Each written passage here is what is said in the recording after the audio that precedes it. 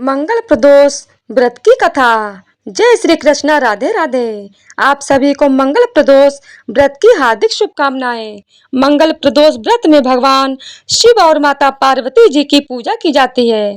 मान्यताओं के अनुसार मंगल प्रदोष व्रत करने से व्रत रखने वाले भक्तों के सभी दोष और पापों का नाश हो जाता है। इस व्रत को करने से सुहागिन महिलाओं का सुहाग सदा अटल रहता है। जो स्त्री पुरुष जिस कामना को लेकर इस व्रत को करते हैं, उनकी सभी कामनाएं कैलाशपति भगवान शंकर जी की कृपा से पूर्ण होती है। सूत जी कहते हैं कि त्रयोदशी व्रत करने वाले को 100 गौदान का फल भी प्राप्त होता है। इस व्रत को जो भी विधि विधान और तन मन धन से करता है, उसके सभी दुख दूर हो जाते हैं। आप सभी से निवेदन है कि कमेंट में हर हर महादेव अवश्य लिखें। साथ ही साथ वीडियो को लाइक अवश्य करें। आज की इस वीडियो में मैं आपको सुनाने जा रही हूँ मंगल प्रदोष व्रत की बड़ी ही दुर्लभ कथा। आप सभी भक्तजन इन कथाओं को बड़ी श्रद्धा और प्रसन्न मन चित होके सुनिएगा। एक बार प्रेम से बोलिए भगवान भोलेनाथ की जय हो। स्कंद पुराण के अनुसार सूत जी कहते हैं कि विदर्भ देश में सत्यव्रत नाम से प्रसिद्ध एक राजा थे। धर्म पूर्वक राज्य करते हुए उनका बहुत सा समय सुख पूर्वक बीत गया। एक समय शाल्व देश के राजाओं ने विदर्भ देश पर आक्रमण कर दिया। उनके बीच भयंकर युद्ध हुआ। दोनों पक्षों की बहुत सी सेनाएं मारी गईं, परंतु अंत में विदर्भ देश के राजा भी उनके हाथों से मारे गए। विदर्भ राज्य की गर्भवती स्त्री दुखी होकर रात के समय राजभवन से निकलकर वन की ओर चली गई। सुबह होने पर उस रानी ने जलाशय के किनारे एक वृक्ष के नीचे एक सुंदर से पुत्र को जन्म दिया। इसके बाद वह प्यास से व्याकुल होकर जलाशय में पानी पीने गई। इतने में ही एक घड़ियाल ने आकर उसे अपना ग्रास बना लिया। वह बालक पैदा होते ही माता पिता से हीन हो गया। जब वह नवजात शिशु वृक्ष के नीचे पड़ा हुआ जोर जोर से रो रहा था, उसी समय भगवान भोलेनाथ की कृपा से वहां पर एक उमा नाम की ब्राह्मणी पहुंची। वह अपने 1 वर्ष के बालक शुचि व्रत को गोद में लिए हुए थी। वह ब्राह्मणी बहुत ही गरीब और विधवा थी। वह भीख मांगकर अपना गुजारा करती थी। उस बालक को रोते हुए देखकर उसने मन ही मन सोचा कि यह तो बड़ी हैरानी की बात है कि यह नवजात शिशु जिसकी अभी तक नाल भी नहीं कटी है, यहाँ पर पड़ा हुआ है। इसकी माता कहाँ चली गई? जब वह ब्राह्मणी सोच में डूबी हुई थी, उसी समय वहां से एक सन्यासी गुजरे। वह ऐसे जान पड़ते थे मानो साक्षात शंकर भगवान हो। उन श्रेष्ठ भिक्षु ने उस स्त्री से कहा, हे ब्राह्मणी, तुम इस बालक की रक्षा करो, इससे तुम्हें परम कल्याण की प्राप्ति होगी। इतना कहकर वह दयालु भिक्षु वहां से चले गए। उनके जाने के बाद ब्राह्मणी ने उस बालक को लेकर अपने घर की ओर प्रस्थान किया। वह ब्राह्मणी एक चक्र नामक नगर में निवास करती थी। ब्राह्मणी ने उस बालक का अपने बेटे के समान ही पालन पोषण किया और उसका नाम धर्मगुप्त रखा। वह भिक्षा के अन्न से ही अपने पुत्र और राजकुमार पालने लगी। एक दिन वह ब्राह्मणी उन दोनों बालकों को साथ लेकर भीख मांगती हुई देव मंदिर में चली गई। उस समय वहां पर शांडिल्य मुनि पधारे हुए थे। उन मुनि को देखकर ब्राह्मणी ने उन्हें प्रणाम करके पूछा, हे ब्राह्मण, एक सन्यासी के कहने पर मैं इस बालक को अपने घर ले आई हूँ। अभी तक मुझे इसके कुल का पता नहीं चला, फिर भी मैं अपने पुत्र की तरह ही इसका पालन पोषण करती हूँ। आप ज्ञान के नेत्रों से देखकर मुझे बताने की कृपा करें कि यह बालक किस कुल में उत्पन्न हुआ है और इसके माता पिता कौन है। तब मुनिवर बोले, यह विदर्भ देश के राजा का पुत्र है। इतना कहकर शांडिल्य मुनि ने उस बालक के पिता के युद्ध में मारे जाने तथा उसकी माता के ग्रह द्वारा ग्रस्त होने का सब समाचार पूर्ण रूप से बताया। यह सुनकर ब्राह्मणी को और भी आश्चर्य हुआ। फिर उसने प्रश्न किया, हे महामुने, वह राजा सभी भोगों को छोड़कर युद्ध में क्यों मारा गया और इस बालक को यह दृढ़ता कैसे प्राप्त हुई? यह अपने राज्य को कैसे प्राप्त करेगा? यह तो मेरे पुत्र की तरह भिक्षा के अन्न से ही जीवन निर्वाह करता है। इसकी दरिद्रता का निवारण का क्या उपाय है? तब शार्दुल मुनि बोले, इस राजकुमार के पिता विदर्भ राज पूर्व जन्म में पांड्य देश के राजा थे। एक दिन प्रदोष काल में राजा बड़ी भक्ति भाव से त्रिलोकीनाथ महादेव जी की आराधना में मग्न थे। उसी समय उनके नगर में बड़ा भारी कोलाहल मचा। उस शोर को सुनकर राजा ने बीच में ही भगवान शंकर की पूजा को छोड़ दिया और राजभवन से बाहर निकल गए। इसी समय राजा का मंत्री शत्रु को पकड़कर उनके समीप ले आया।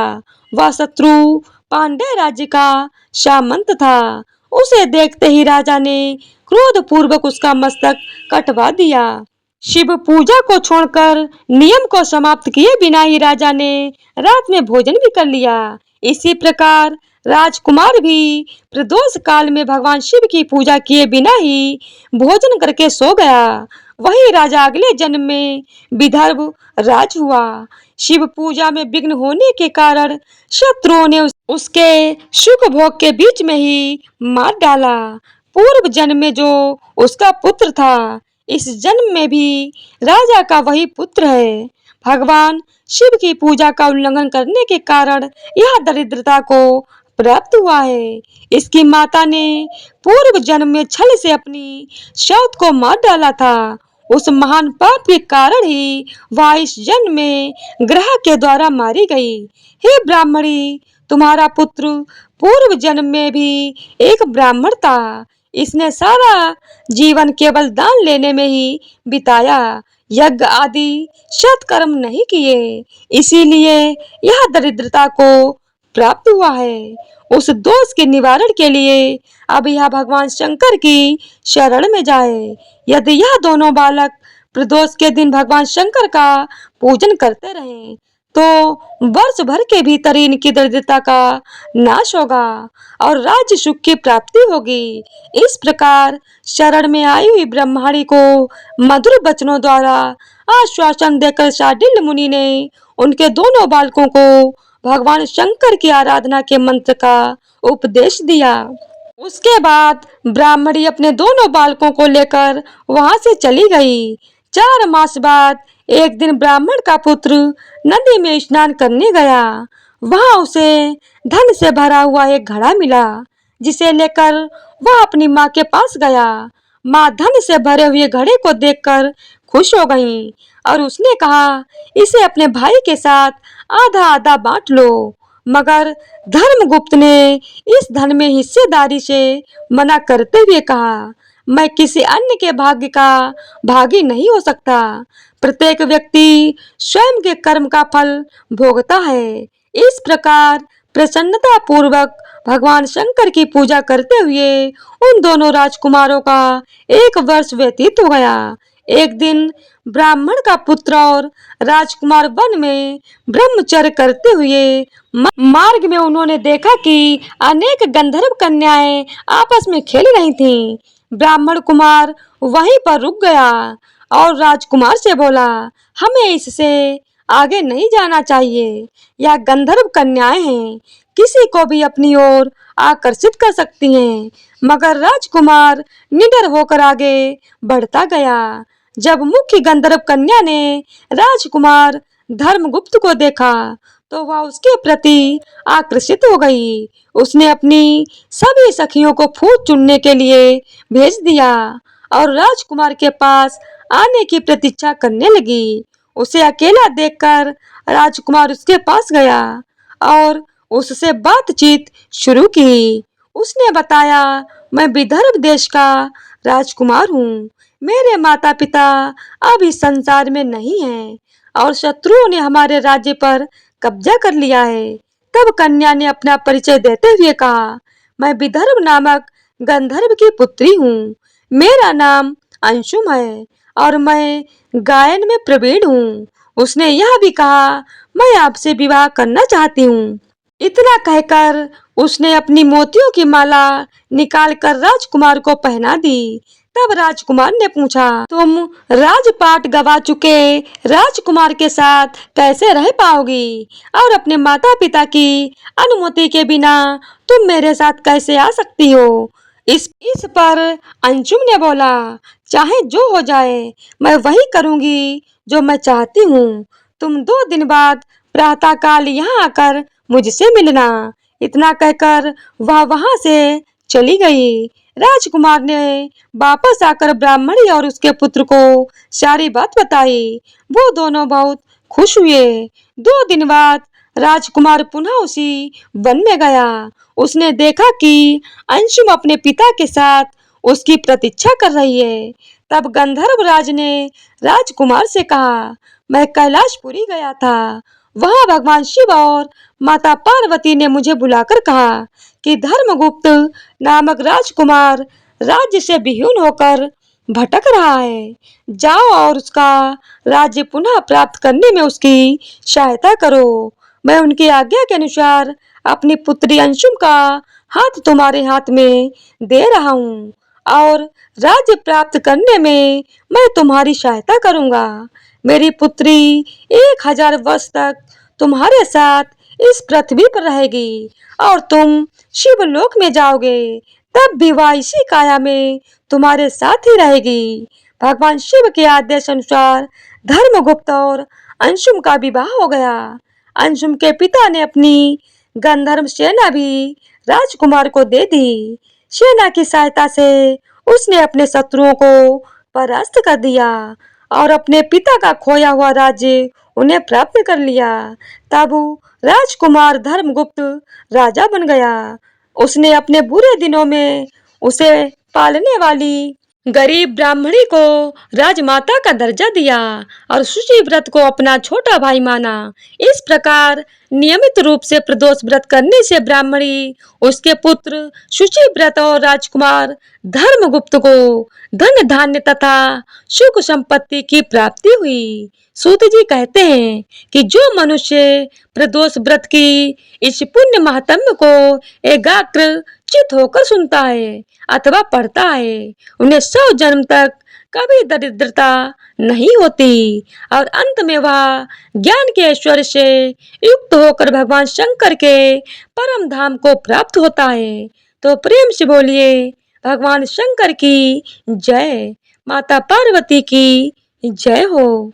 तो आइए अब सुनते हैं मंगल प्रदोष की बड़ी ही दुर्लभ कथा। मंगलवार के दिन आने वाले प्रदोष व्रत को मंगल प्रदोष या ब्रह्म प्रदोष कहते हैं। इसकी कथा इस प्रकार है। एक नगर में एक वृद्ध बुढ़िया रहती थी। उसका एक ही पुत्र था। वृद्धा को हनुमान जी पर गहरी आस्था थी। वह प्रत्येक मंगलवार को नियम पूर्वक व्रत रखकर हनुमान जी की आराधना करती थी। एक बार हनुमान जी ने उसकी श्रद्धा की परीक्षा लेने की सोची। हनुमान जी साधु का वेश धारण कर वृद्धा के घर गए और पुकारने लगे, है कोई हनुमान भक्त जो हमारी इच्छा पूर्ण करे? पुकार सुन वृद्धा बाहर आई और बोली, आज्ञा महाराज। हनुमान जी वेशधारी साधु बोले, मैं भूखा हूँ, भोजन करूंगा, तू थोड़ी सी जमीन लीप दे। वृद्धा दुविधा में पड़ गई, अतः हाथ जोड़कर बोली, महाराज लीपने और मिट्टी खोदने के अतिरिक्त आप कोई दूसरी आज्ञा दें, मैं अवश्य पूर्ण करूंगी। साधु ने 3 बार प्रतिज्ञा कराने के बाद कहा, तू अपने बेटे को बुला, मैं उसकी पीठ पर आग जलाकर भोजन बनाऊंगा। यह सुनकर वृद्धा घबरा गई, परंतु वह प्रतिज्ञाबद्ध थी। उसने अपने पुत्र को बुलाकर साधु के सुपुर्द कर दिया। वेशधारी साधु हनुमान जी ने वृद्धा के हाथों से ही उसके पुत्र को पेट के बल लिटवाया और उसकी पीठ पर आग जलवाई। आग जलाकर दुखी मन से वृद्धा अपने घर में चली गई। इधर भोजन बनाकर साधु ने वृद्धा को बुलाकर कहा, तुम अपने पुत्र को पुकारो ताकि वह भी आकर भोग लगा ले। इस पर वृद्धा बोली, उसका नाम लेकर मुझे और कष्ट ना पहुंचाओ। लेकिन जब साधु महाराज नहीं माने तो वृद्धा ने अपने पुत्र को आवाज लगाई। अपने पुत्र को जीवित देख वृद्धा को बहुत आश्चर्य हुआ और वह साधु के चरणों में गिर पड़ी। हनुमान जी अपने वास्तविक रूप में प्रकट हुए और वृद्धा को भक्ति का आशीर्वाद दिया। तो एक बार प्रेम से बोलिए बजरंगबली की जय हो। हर हर महादेव। तो इसी तरह से मंगल प्रदोष व्रत की कथा पूर्ण होती है। ओम नमः शिवाय। तो आज की वीडियो अगर आप लोगों को पसंद आई हो तो वीडियो को लाइक शेयर और चैनल को सब्सक्राइब कर दीजिएगा। धन्यवाद।